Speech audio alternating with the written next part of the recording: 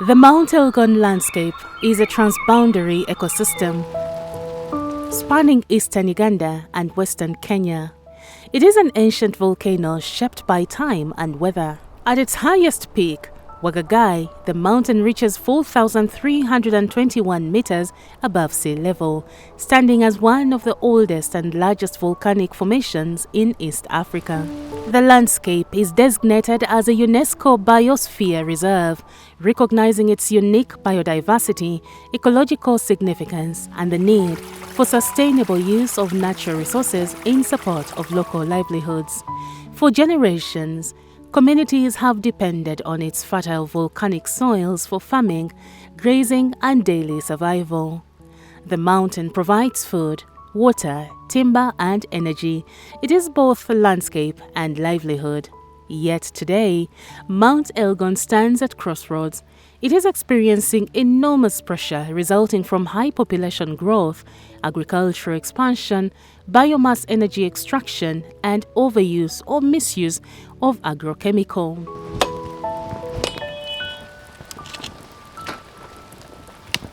I have come to pick firewood at the forest. I face a challenge of risks. Like when I meet with the war ranger, they have to be either to beat me, to arrest me.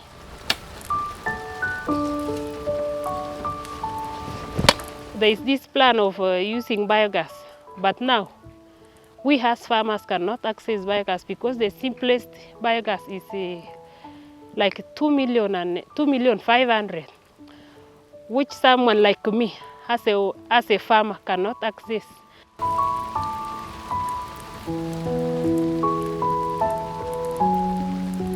Kan kwan lai je guro lai je toy meshe ani atla bil sama gai na kam luongone singe ta nyur gai ga lege ani tambale magai na ke choje bila lai pri gimam ga te kwandai. Climate change is making an old problem worse. For generations, farmers have tilled these steep slopes, but poor practices, plowing straight up and down, removing the natural vegetation along riverbanks, have left the land naked and vulnerable. There has been a lot of biodiversity loss. That is a fact. A lot has been tampered with. There was a lot of deforestation. Looking around, even when you look around, you find that this area has been replaced with what? These planted forests. These are just exotic trees imported, like cypress. You look at things like eucalyptus trees. We have pines. When the rains come, the soil doesn't hold, it erodes, polluting the water and starving the fields of fertility. Yields fall, incomes plummet, and poverty forces a desperate choice. To survive, farmers expand their farms, moving deeper into the forest reserves and the national park, the very ecosystems that are meant to protect them all. In a desperate attempt to boost yields from the tired soil, farmers turn to agrochemicals. Fertilizers and pesticides are used in excess, seeping into the grounds and flowing into the streams that provide drinking water. We know that there are challenges, many challenges associated with this, more especially spraying, more especially issues of biodiversity. Sometimes when it rains, the soil erosions takes back again the sprayed fields and then mixes with the running water, which tends to affect people on the lower side. We are not using organic fertilizer because of the issue of capacity building. Our farmers, especially those in the hill and mountainous areas that are involved in intensive agriculture, have now reached a state where agricultural production without agrochemical use is poor. Biodiversity at ecosystem level, forests, wetlands, name it, they have faced a lot of population pressure because people have tended to go and settle there to make a living. So Uganda's state of biodiversity is mainly being impacted by the increase in human population. The forest cover In 1990s, we were at 24%, and it was about 4.99 million hectares HA.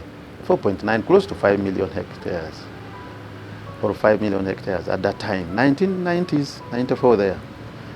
Now, fast forward around maybe 2005, it had come down to about 10.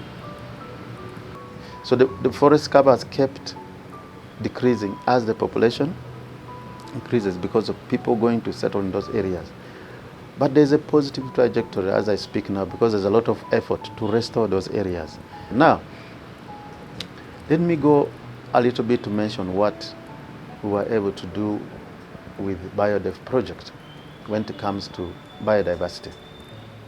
One of the first things that BioDev came, and I would call it a transformative kind of approach they supported us in, was analysis of drivers of biodiversity loss and contribution to conservation and its contribution to economic sector.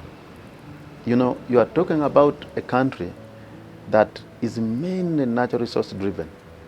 If you talk about tourism, if you talk about even what people are doing daily, they are deriving their livelihood from just biodiversity. So that analysis helped us to know what is causing biodiversity loss. How can we address it?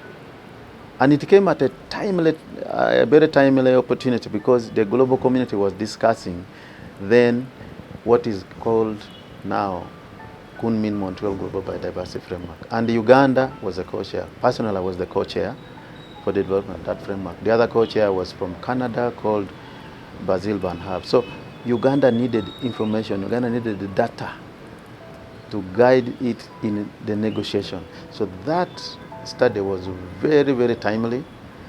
Presentations were always made whenever we were having country meetings before going for those negotiations. And the information that was given opened up the eyes of the Ugandan team to really argue and present their case from an evidence point of view. You know, if you're talking just flatly without any evidence, it is very difficult for you to argue your case. But once you have got evidence, once you've got something that you present to justify your case, then your case becomes stronger. So that study played a very critical role in that negotiation.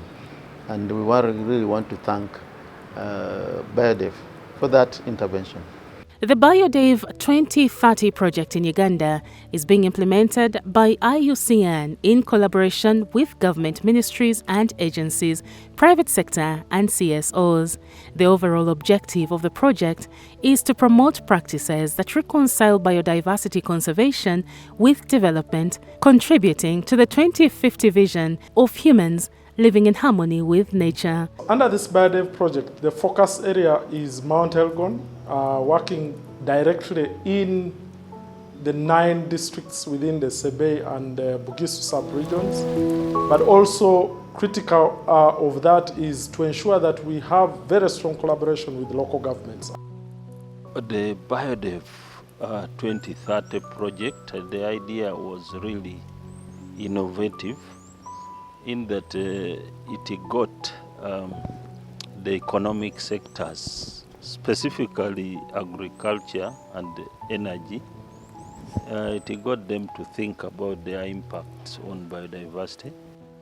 That out of this project, we're actually thinking of investing close to 30 million euros as part of our policy financing from the French agency towards clean cooking. Protecting biodiversity is central to AFD's policies and actions, and it's integrated in all our project cycle. In order to reverse the loss of the biodiversity and protect ecosystems, AFD is supporting the restoration and sustainable management of natural areas in all its projects, working with and for the benefit of the local populations. We are continuing to sensitize people about the dangers of burning charcoal. Gefa abantu kwalinda bahulwa bene bitse babenga bahubola shehuhola bali shinonga wali miyano sinyashona kisabinana as a district, each financial year, we do allocate resources. For instance, last financial year, we allocated 20 million shillings to gear towards tree planting. That we did was to actually establish a project, a pilot project, that shows that actually it is possible to come up with biodiversity-friendly actions. Recognizing the crisis, the BioDev 2030 project brought a new approach, not just top-down directives, but a conversation. They worked with district local governments and community associations, helping them to see the problems and to make a promise. But a promise on paper is not the same as a change in the soil. The BioDev project has been designed in a very unique way in that it has what we call a project task force. And this task force is composed of high-level officials from government, private sector, academia, civil society. This project has been very critical, and the energy sector and the agriculture sector have woken up. The first study really presented the baseline situation that helped the actual sectors to realize that they have some negative impact on biodiversity.